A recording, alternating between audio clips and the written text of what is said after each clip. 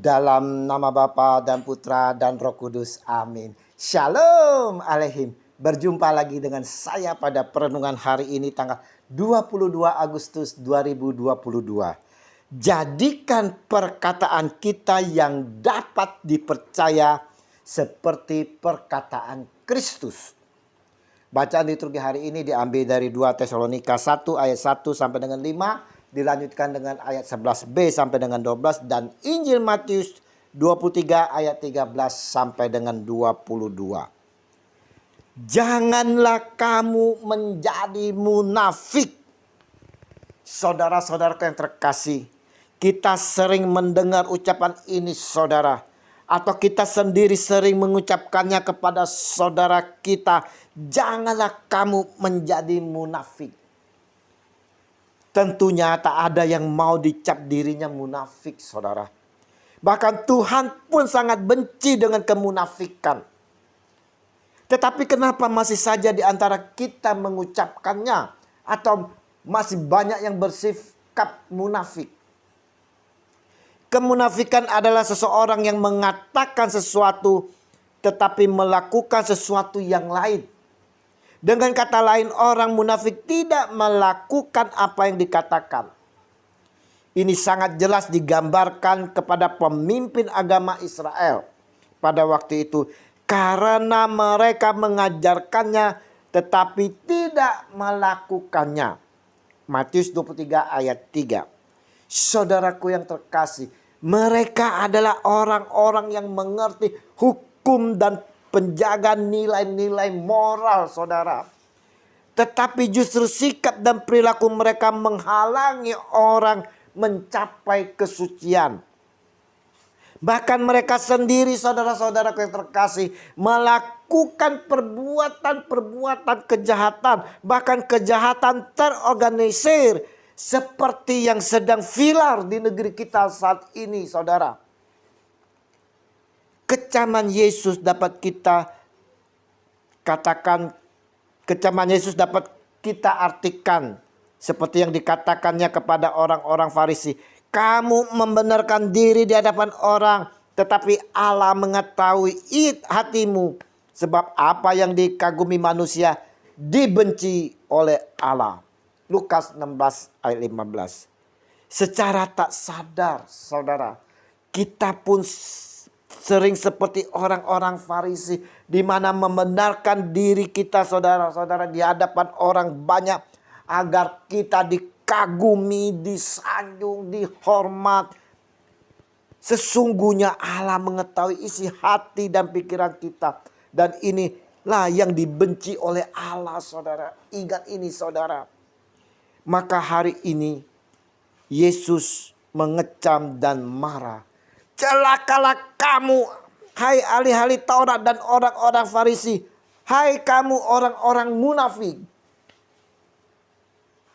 Dan ini kecaman ini pun ditujukan kepada kita semua saudara. Kepada saya dan saudara yang merenungkan Injil hari ini. Orang Farisi mengatakan mereka mencintai Tuhan. Tapi mereka tidak menunjukkannya saudara. Mereka terlihat baik bagi orang lain. Tapi di hati mereka saudara-saudara penuh dengan kebanggaan dan kemunafikan. Mereka mencintai uang dan membanggakan tentang amal mereka.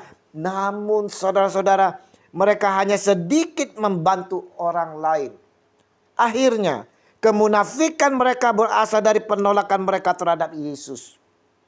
Kebenaran sejati tidak berasal dari menjalankan hukum, tapi melalui iman di dalam Kristus.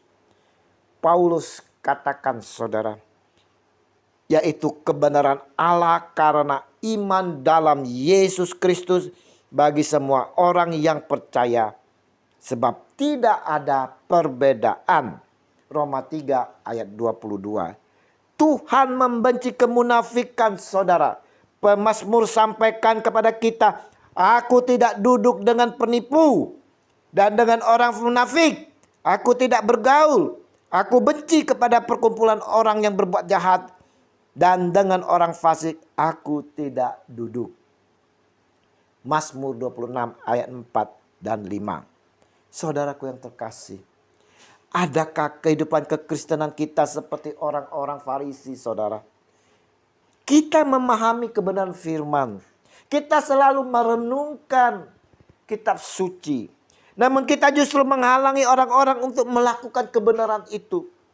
Kita menutup pintu keselamatan bagi orang yang membutuhkan. Kita persulit bagi mereka yang mencari keselamatan dengan aturan-aturan yang dibuat-buat. Inilah saudaraku yang terkasih, yang dikecam oleh Yesus Tuhan kita. Celakalah kamu, hai kamu orang-orang munafik. Perenungan hari ini mau mengajak kita semua, saudara, untuk merefleksikan diri kita lebih dalam lagi. Sampai di manakah kita memahami akan kebenaran firman itu.